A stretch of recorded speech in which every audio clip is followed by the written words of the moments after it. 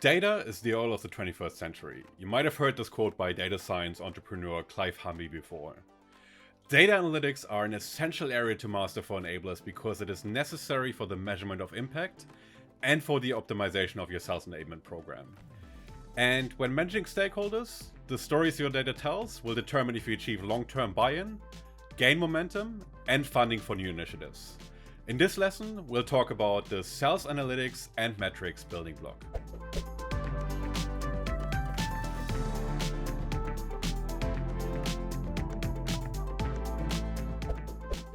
Before we dive into the nitty-gritty of analytics in the sales enablement context, I want to spend a minute clarifying the concept of leading and lagging indicators.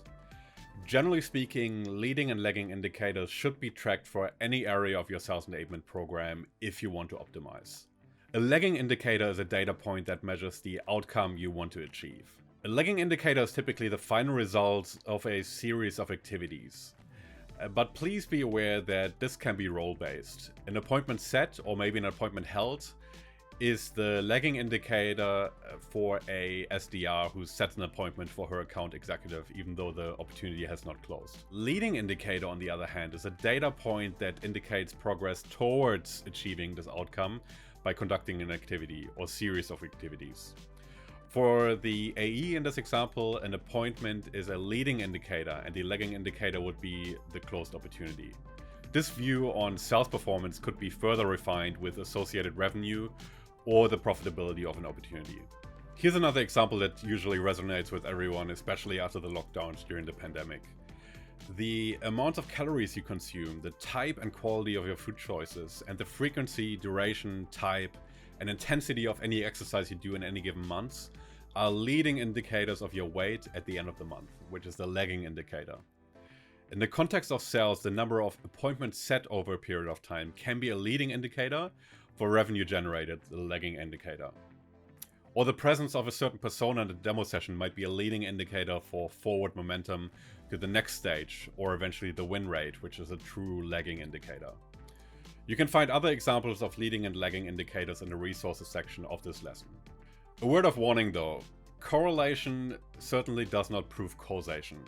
You have to make sure that the leading indicator really causes the lagging indicator to change, preferably based on historical data. Otherwise, there's really nothing that could stop you from considering the number of sunny days in a given month to be a leading indicator for quota attainment.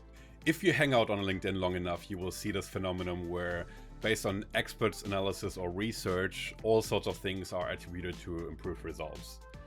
Maintaining a healthy skepticism of these claims, engaging your critical thinking, and being aware of your cognitive biases will help avoiding errors of judgment in these scenarios.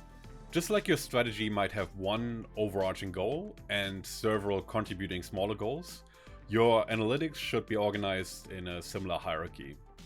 Initially, it is important to clarify for yourself which analytics sources you have at your disposal. Some of the most common ones include the Customer Relationship Management Software, or CRM, the Learning Management System, or LMS, Sales Content Management, or Sales Asset Management, Applicant Tracking System, the Sales Performance Management System, or an overarching business intelligence tool that already integrates all of these data sources. We'll take a closer look at some of these data sources as part of the upcoming sales technology and tools building block. Now, each of these systems will likely produce a wide range of data points, and it is easy to be overwhelmed by them. I have to admit that. It is important to stay focused by determining what you want to achieve by tracking the data and what you will do once you've been able to extract the insights. Having said that though, an exception might be when you first join a company or move into a sales enablement role. This is really when it makes sense to track a lot of metrics at first to gain an understanding of the state of affairs, especially if you can automate the data capture and reporting, and it doesn't require too much manual work. If the sourcing and organizing of data is not your forte, you might want to consider engaging a business analyst, data scientist, sales ops pro, or consultant for support. As we discussed earlier, it is important to understand your overarching KPIs and how these metrics correlate to the levers at your disposal. There are two metrics I would typically recommend to define as the ultimate North Star of any sales enablement team, which are sales productivity and sales velocity. Sales productivity is the output of the sales force, which I like to measure in revenue for the sales organization as a whole, and as an average per sales rep in a defined time frame. You can slice this in multiple ways that are relevant for your company and even create rolling reports and trend lines. Profitability is typically not too relevant in funded startups where it's all about winning market share and showcasing growth, but if that's not you, I would also add profitability as a key metric.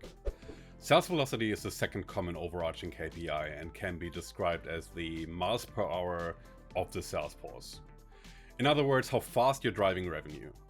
To calculate the sales velocity of a time frame, you want to observe the number of opportunities pursued, the average sales price, the average win rate, and the average sales cycle. You then run this formula. Just like sales productivity, you can slice sales velocity in multiple ways as well. You can do it by product line, by territory, for the entire sales force, by sales manager, or even by rep. If you are concerned about the wide variance in your production numbers and using averages, you can even do just raw revenue divided by a time frame. But if you want to use sales velocity as a diagnostic tool to explore where to focus, you will be glad to have the extra dimensions, even considering the problems that come with working with averages. A data scientist or business analyst should be able to assist you with normalizing the data and reducing analysis risk. We have included a calculator in the resources section of this lesson in case you want to calculate the sales velocity of your sales team. Now that you've specified which metrics are your ultimate measure of success, it's time to consider how to optimize the leading indicators to produce better lagging results. A good starting point is to benchmark conversion rates and time spent across your sales process stages. For example, during the prospecting phase, you might want to measure the conversion rates across dials, connects, contacts, conversations, and appointments. To be clear though, to manage the team or process, you do not need to get that granular. But to diagnose the team and process for improvement purposes, the data is invaluable. Once you have these benchmarks in place, you can then measure if any optimization measures have an impact on these metrics and outcomes. For example, if you want to increase the conversion rate between conversations and appointments, it might be worth A/B testing different call scripts. If you connect enough data, you make your analysis valid. An increase in the conversion rate would indicate that this change was successful and would yield a higher end result. Another example is the measurement of conversion rates and time spent in each sales stage in the opportunity management part of the sales process. You might want to address the time spent and conversion rate between presentation and negotiation. Here's an example. In reviewing win-loss analysis of deals that were lost during the presentation stage, you notice that the consistent feedback that potential end users were thrilled with your offering, but the budget owner didn't want to go ahead because she wasn't convinced that the solution would support cost reduction across the business. Based on this insight, you might want to collaborate with your product marketing team on creating template slides and a calculator that makes it easier for sales reps to populate the template slide with an ROI calculation that can be used to address these issues. If you see a change in the conversion rate and time spent between presentation and negotiation stages after this initiative has rolled out, you should then also notice a positive change in your sales productivity and sales velocity metrics.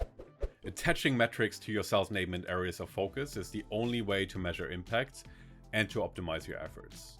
It has become a recent battle cry that enablement deserves a seat at the table with senior executives.